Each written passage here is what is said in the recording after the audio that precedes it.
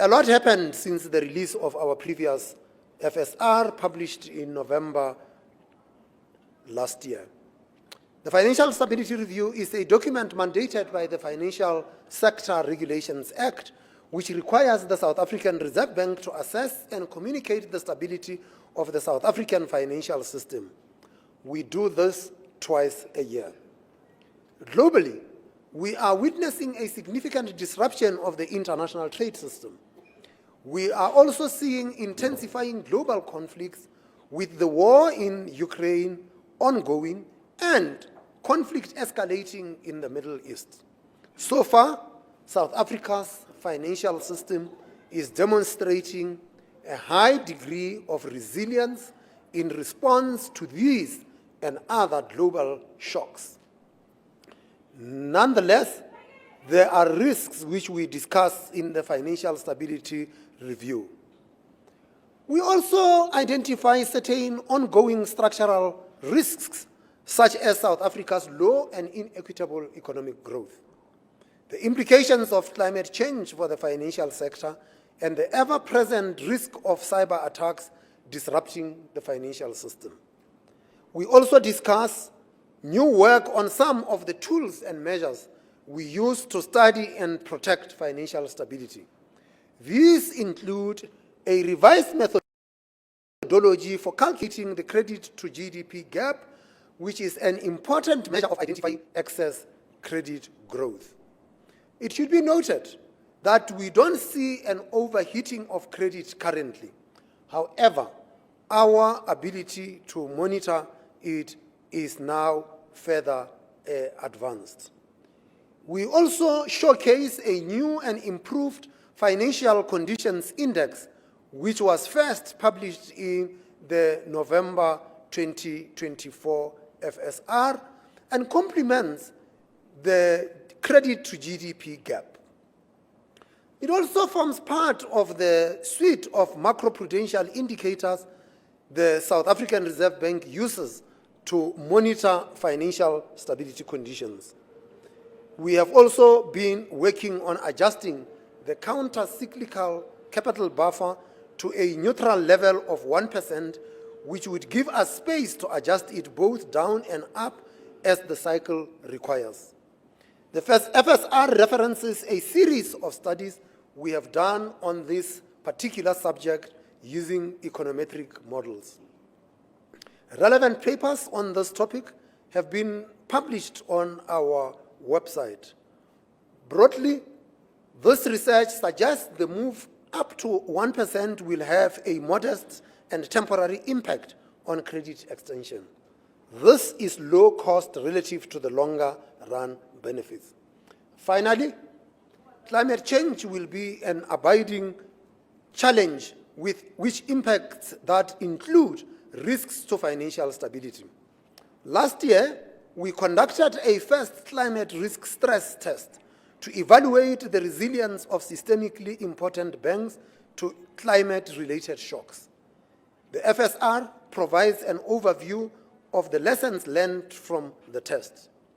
We have also published a standalone technical report on climate risk stress test on our website. Before I conclude, I would like to mention the SARB's Financial Stability Research Symposium, which takes place next week. The symposium is based on our financial stability research agenda, which supports practical, evidence-based macroprudential policy making. The theme for this year is maintaining financial stability amid global volatility and uncertainty. Just like the many conferences we had been attending around the world, every conference that we attend has got the word uncertainty in them. Whether it's about monetary policy or about growth prospects, it has got the word uncertainty in it, which then says to us, the one thing that is certain is that uncertainty is here with us. The contents of my presentation is really quite simple. I'll do a brief introduction of why and how the Reserve Bank assesses financial stability, then look at the key risks and vulnerabilities, the policy actions and initiatives that are undertaken to mitigate risks, and I'll end off with a brief financial stability assessment. And global uncertainty typically leads to a flight to safety, and this is evidenced currently by the very high gold price. And generally, uncertainty is also associated with capital outflows from emerging markets. Previous editions of the FSR have elaborated on the impact of a deterioration in critical infrastructure, such as roads, railways, water and electricity on the financial system. There are no short-term remedies for these, but initiatives like Operation Volundlela and a review of the municipal funding model are promising longer-term mitigants. The figure on the left shows, just as an example, how Transnet tonnages have decreased from about 226 million tons in 2017 to a low of 150 million in 2022, just recovering slightly in later years. The government roadmap for allowing private train operating companies to access the national rail network should provide support for the growth targets of 2025 and 2026. And then on the right, after a reprieve in the latter half of last year, moderate levels of load shedding resumed in the first few months of the year. However, they have not been as severe as in the past, and the availability of renewable energy generation continues to grow.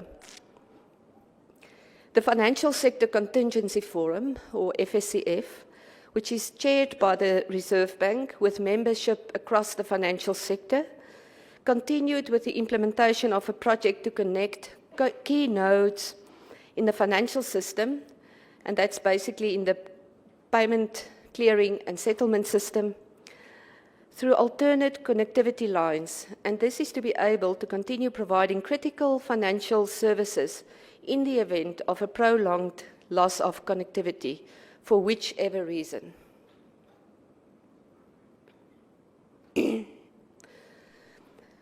South Africa has recorded 2 consecutive primary budget surpluses over the past 2 fiscal years. However, the latest budget review projects South Africa's debt to GDP ratio to peak at 77.4%, and this is higher than the peak of 70.5% that was projected at the time of the medium-term budget policy statement. And the borrowing requirement and debt services cost are also projected to remain high. The financial sector has a significant exposure to government bonds, making it vulnerable potentially to valuation changes in the event of a shock to bond yields. As a mitigant, the Prudential Authority surveys the mark-to-market and hedging activities and practices of banks to detect early enough an excessive build-up of unrealized losses on individual banks' balance sheets. Bank data on non-performing loans continue to indicate financial strain, in particular among households and small and medium enterprises.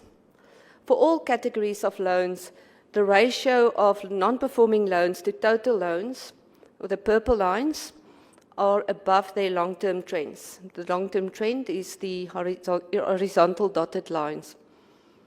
However, as you can see on the green lines, the growth in non-performing loans seem to be subsiding, and lower interest rates should also provide some relief.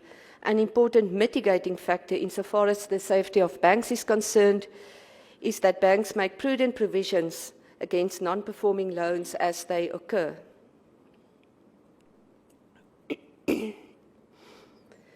This edition of the FSR contains a write-up about the SARB's monitoring framework for assessing climate-related risks to financial stability. Among other trends, it highlights the issue of the climate insurance protection gap, which is the uninsured portion of economic losses that arise from climate-related shocks. Related to this is the growing list of uninsurable risks. Those are the risks that insurance companies explicitly exclude from their cover. The Reserve Bank conducted its first ever climate-related stress test on the 6 systemically important banks And the scenarios and the results of this groundbreaking exercise are summarized in the FSR. The technical detail is available in a paper published on our website. In this respect, given the very long timeline of the scenarios up to 2050, the benefit of the exercise was not only in the results for each bank, but also in the insights gained about the divergent ability of banks to assess climate risk, the data gaps that have to be closed, which are quite different across the industry, and the contribution that this exercise will make towards a climate risk assessment maturity.